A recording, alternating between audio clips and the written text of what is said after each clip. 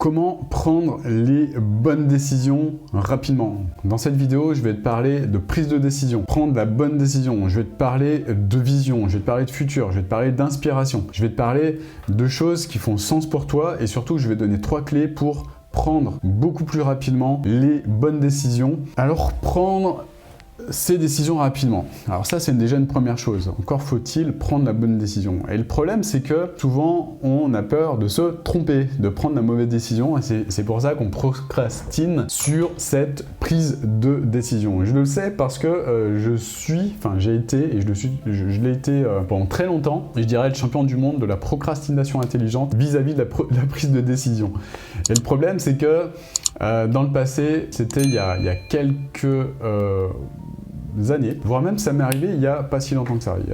Et j'ai utilisé cette méthode pour prendre la bonne décision, même si c'est parfois des décisions qui sont très compliquées, et je te donnerai l'exemple précis, tu vas comprendre, pour avancer.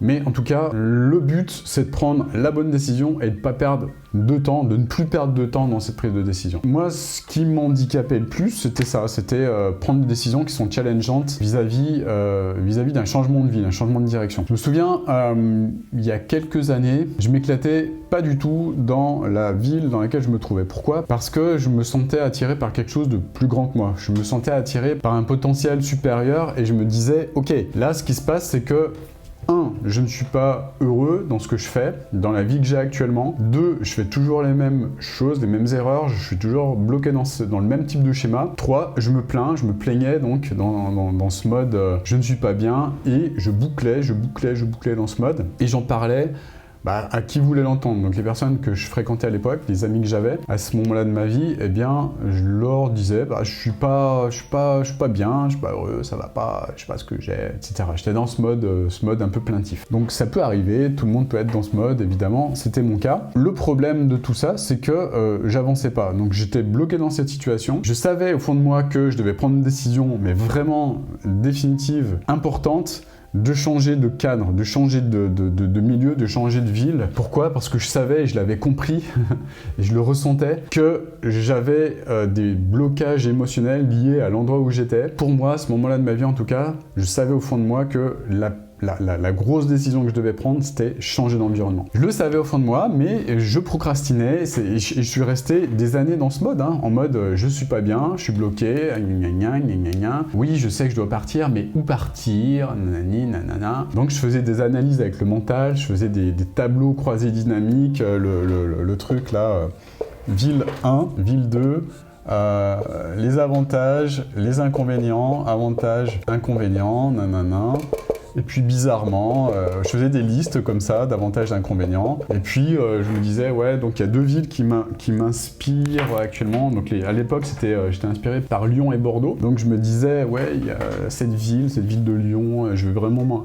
Il y a plein d'avantages, il y a aussi quelques inconvénients. Pareil pour Bordeaux, par exemple. Je me faisais des listes et à chaque fois, j'arrivais à peu près à égalité. Et puis en voyant qu'il y avait autant d'avantages que d'inconvénients, j'étais toujours aussi paumé dans mon choix. Ça prenait des heures, voire des jours à me prendre la tête. Je faisais des analyses, je regardais la démographie, je regardais plein de facteurs en fait, et je me rendais compte que finalement j'étais toujours pas avancé par rapport à ma prise de décision. J'étais complètement paumé en fait. Et en étant paumé, je me sentais encore plus coincé, je me sentais encore plus en mode je sais pas ce que j'ai, et je me plaignais. Aux grandes dames des personnes qui écoutaient mes complaintes à l'époque. D'ailleurs, j'ai beaucoup de gratitude pour elles. Merci pour vos oreilles attentives. Donc c'était une époque qui n'était pas forcément évidente. Comment j'ai fait pour sortir de ça? Comment j'ai fait pour prendre finalement une décision? Et c'est maintenant la méthode que j'utilise pour prendre les bonnes décisions rapidement. Tout simplement, plutôt que faire ce genre de conneries là qui servent à rien en fait, qu'on t'explique, qu'on t'apprend à l'école ou je sais pas, dans des soi-disant grandes écoles là. Donc le problème de tout ça, c'est que ça va t'apporter de la confusion. Moi, ce que je t'invite à faire, c'est vraiment de construire ta vision, en fait. Je te le dis souvent, construire sa vision, c'est vraiment quelque chose d'important. Moi, j'aide mes clients à le faire, j'ai des outils vraiment puissants pour y arriver. Mais l'idée, c'est vraiment toi-même, il y a plein de façons de le faire, mais c'est vraiment important déjà de te demander qu'est-ce qui est important pour moi, en fait. Qu'est-ce que je veux dans le futur et surtout, qui je veux devenir, en fait. C'est-à-dire, là, actuellement, t'es là, tac.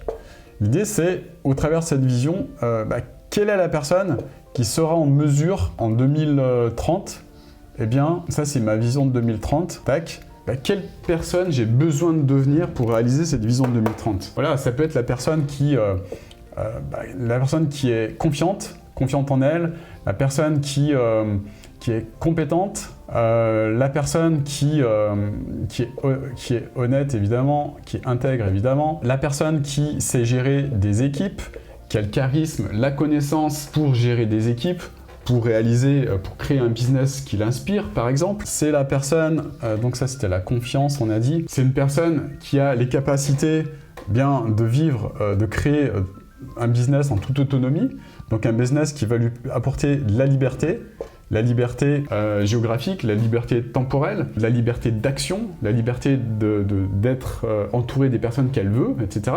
La totale liberté par exemple. Donc ça, ce sont toutes les qualités qui vont permettre à cette personne, donc c'est ton toi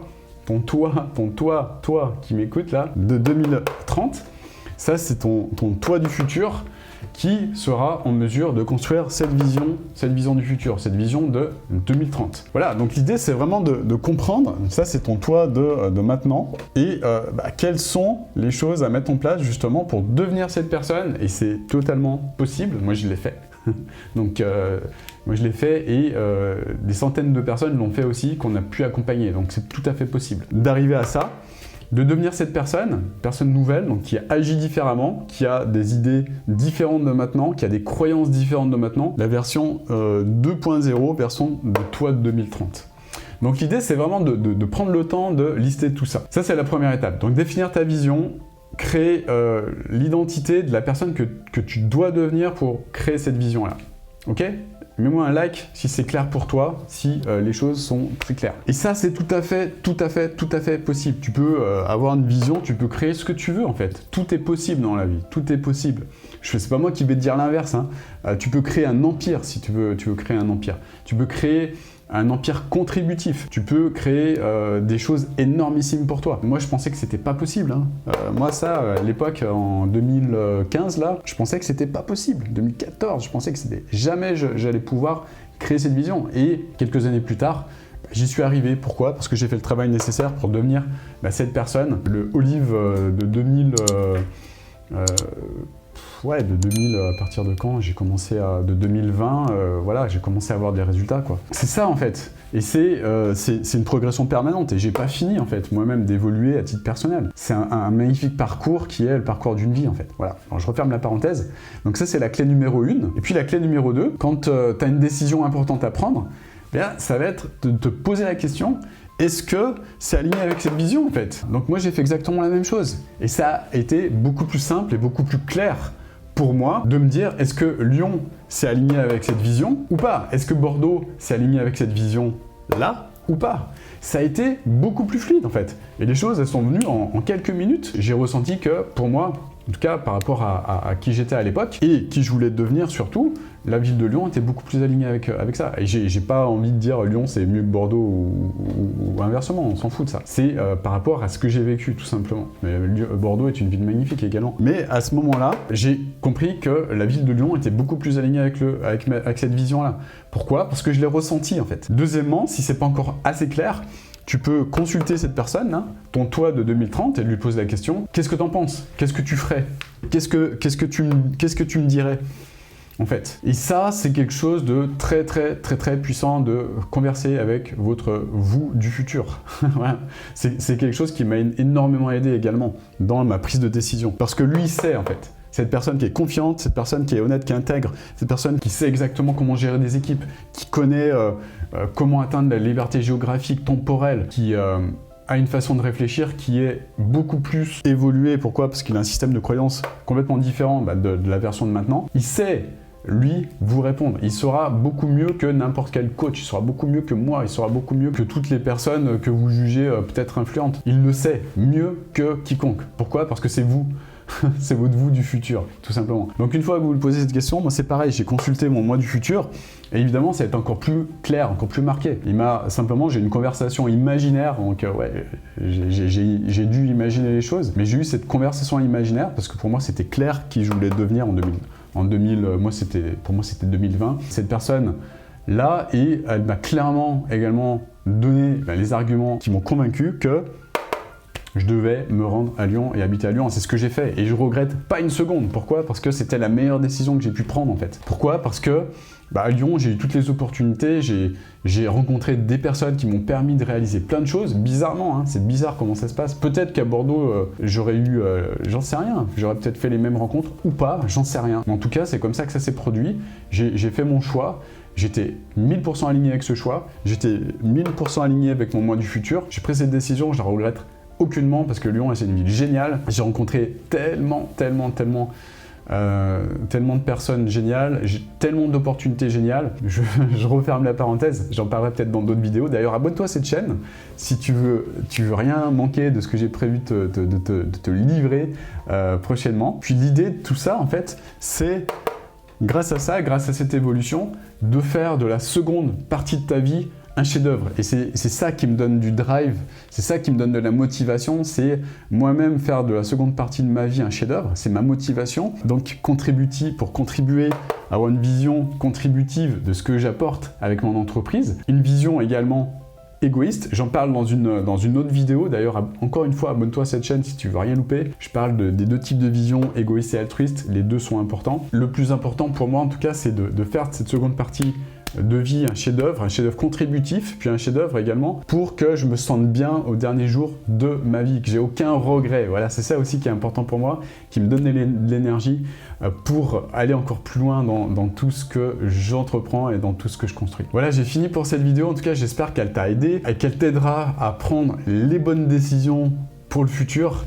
C'est un outil qui est ultra puissant. Mets un like si c'est quelque chose que tu veux utiliser. Puis mets-moi en commentaire, tiens, si cette vidéo t'a apporté des choses. Si tu vas l'utiliser, si c'est quelque chose qui t'emballe, qui t'inspire de parler avec ton toi du futur. Et je te donnerai d'autres outils, tiens, dans d'autres vidéos par rapport à ça.